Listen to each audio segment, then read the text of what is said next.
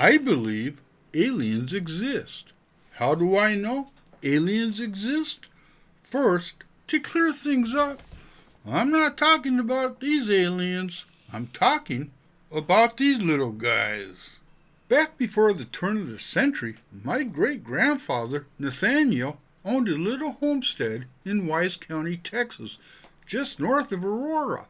If you're a UFO fanatic, you've heard the story of the Aurora UFO and the legend of an alien buried in their local cemetery. What you don't know is my grandfather's story. It's a bit different than what the local legends provide. Local legend claims the UFO crashed into an old windmill out at Judge Proctor's farm, exploded, and scattered debris everywhere. Included in that field of debris was an alien body that the townfolk respectfully buried in their cemetery. That's the story the town of Aurora agreed to tell all 197 residents if they were asked. The backstory of Aurora is essential in understanding what happened here among the mesquite and oak trees. Settled in the 1850s, Aurora had a growing population. Some estimates are as high as 3,000 people by the mid-1880s. By 1888, we know Aurora had 2 schools, 2 cotton gins, 2 hotels, and 15 businesses.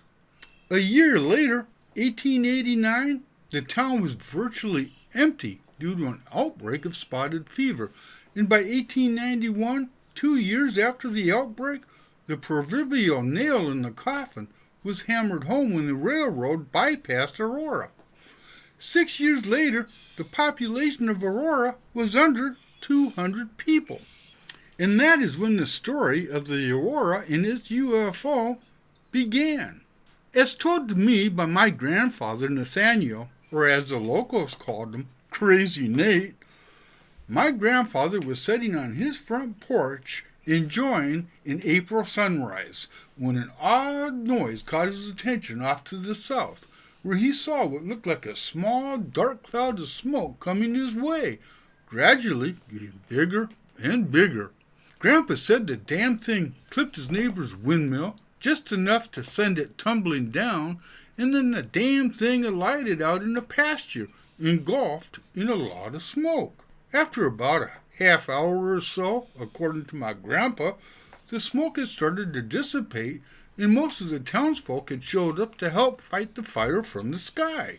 Townsfolk that had gathered were astonished when a door appeared and a small little dark-skinned man with a big head and big eyes walked out that door with what looked like a heavy hammer, walked toward the back of the craft and banged on a lower section of the ship, causing a panel to pop open.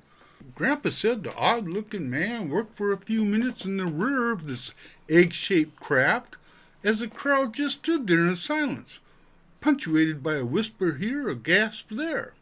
According to Grandpa, the little guy then turned toward the small gathering of folks, and they all seemed to magically hear his words in their thoughts. "I need help. Can you help me?" is what they heard. Old Judge Proctor spoke up first and foremost, asking what kind of help the strange little man needed. Out of nowhere, an entire story appeared in the minds of the townsfolk. In the splitting of a second, those who had gathered knew all about this being's journey across their night sky. Most importantly, they knew this being from some far-off world carried a terrible burden with him. A sickly wife, held in suspended animation.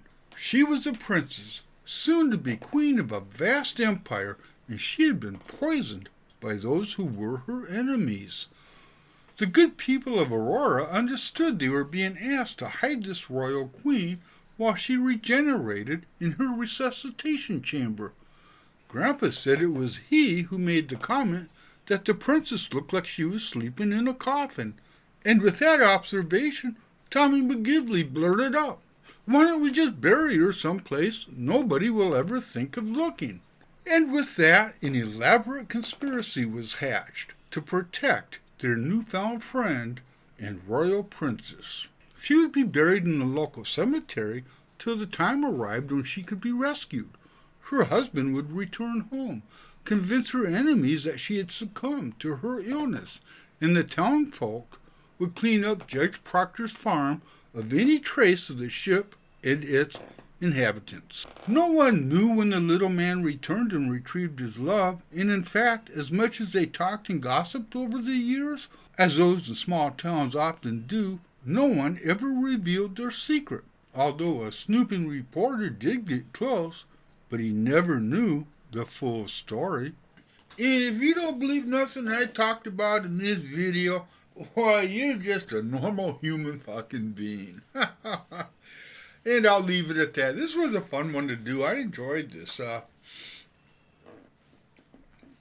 Take a myth or a legend that's already out there and give my own 2 cents on it, so to speak. Like I said, it was fun. If you haven't subscribed, I would appreciate it. Leave a comment if you feel inclined to do so. Maybe a like. I'd like a like. I don't get a lot of those. Whew. It's really starting to get green outside. Yeah, I'm looking forward to that, my friends.